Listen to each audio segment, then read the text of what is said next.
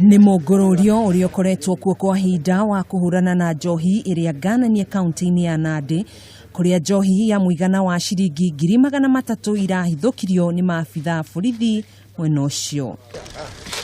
Ikinya riri rirakinyanire thutha wa aikari a gicagi gia Kipsigak mwena wa Kapsabet marakunyeire maabithaa aborithi aria matanate mahinda kuhithukia njohi iyo. We are not going to relent on our fight to control this, and we must have Nandi as the last place for you to do any kind of business on trade. What we are appealing to the members of the public is that they should give us information. This kind of spirit is within Nandi County or Nandi Central, because we have made arrests before.